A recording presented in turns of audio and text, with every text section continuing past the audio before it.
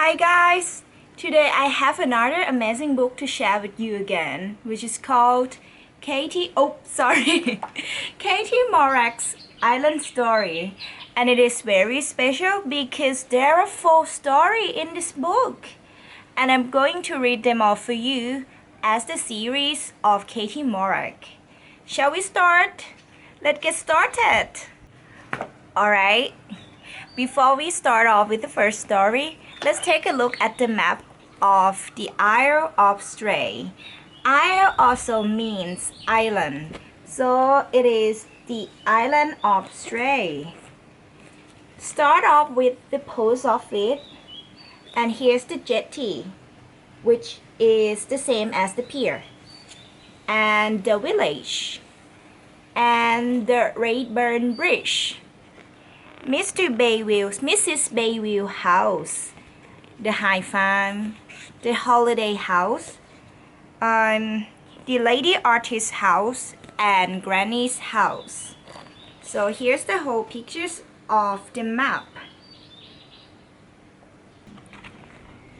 The first story of the series is called Katie Morag Delivers the Mail. Wednesdays were always hectic on the Isle of Stray, for that was the day that the boat brought mail and provisions from the mainland. Hectic also means busy. So Wednesdays are usually busy.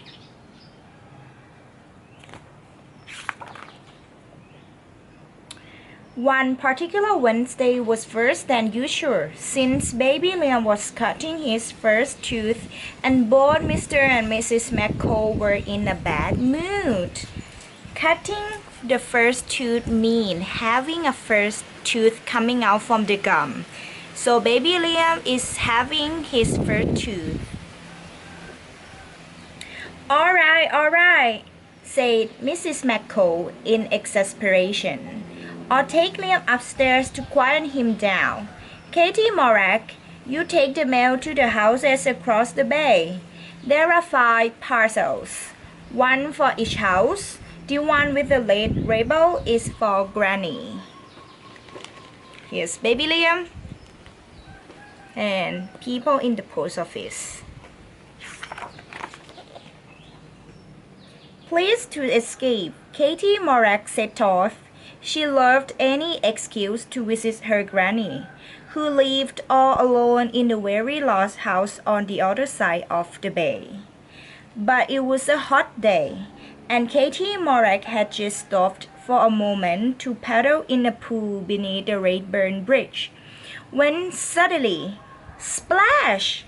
She slipped on a slippery stone and fell into the water, mail bag and all. Here's the Katie Morag falling in the pool under the Redburn Bridge.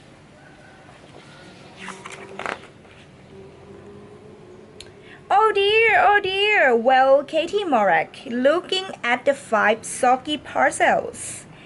All the addresses were smashed, and I won't know which parcel is for which house now.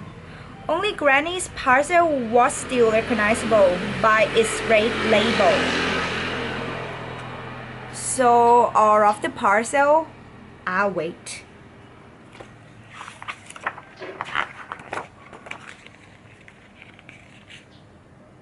Then, because she was so frightened and ashamed, Katie Morag did a silly thing.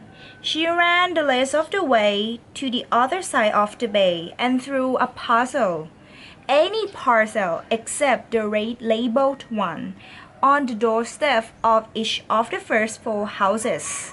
Nobody saw her. Still sobbing, she ran on to Granny's.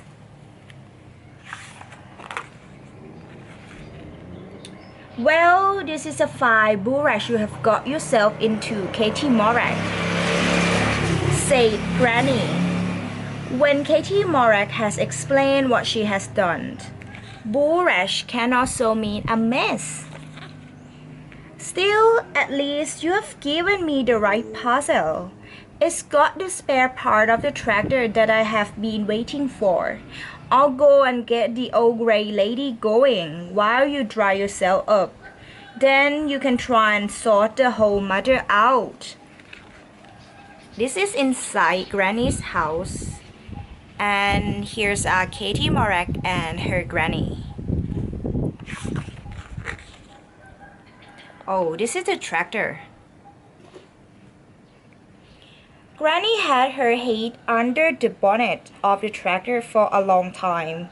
Occasionally, Katie Morag heard muffled words of anger, and she thought of the angry words waiting for her at home.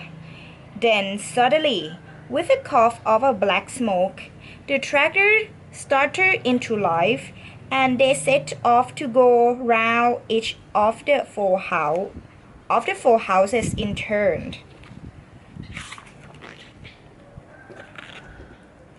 The first house belonged to the lady artist.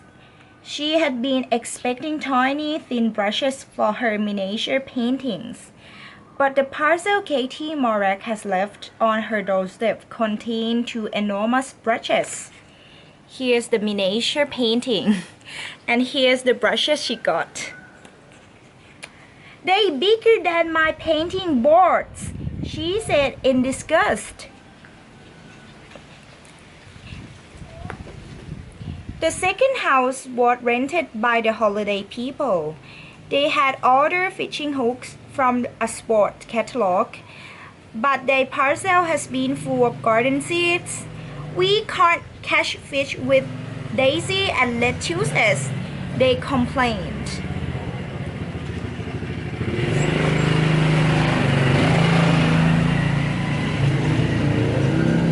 At the third house, Mr. Master was standing by a barrel of whitewash, holding the lady artist's paint brushes.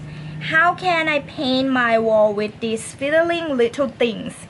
he asked. "Here's the wall, and here's the painting brushes." In the fourth house lived Mrs. Bayville. "That stupid shop on the mainland. Where are my seeds? Flowers won't grow out of these," she said crossly, waving a package of fishing hooks in the air. After much trundling back and forth, Katie Morag finally managed to correct and deliver all the right things to all the right people. Everyone smiled and waved and said, "Thank you very much." They went on a tractor, delivering parcels to the right people.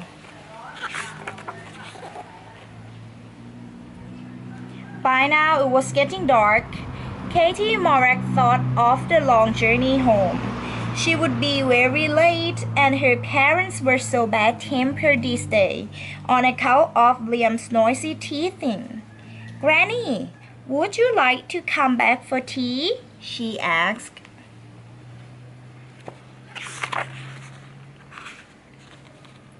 Katie Morag half hid behind Granny as they walked in the kitchen door, but to her surprise, everyone was smiling. Liam has cut his tooth at last, and all was calm. "Thank you for helping out today, Katie Morag," said Mrs. McCall. "Isn't she good, Granny?" Said Granny with a smile as she looked at Katie Morag. Can also mean "oh yeah." "She is very good at sorting things out, is our Katie Morag." And she said no more. Here's everyone is happy. And it's the end for the first story of Katie Morag. See you guys later for the rest of the story in this series.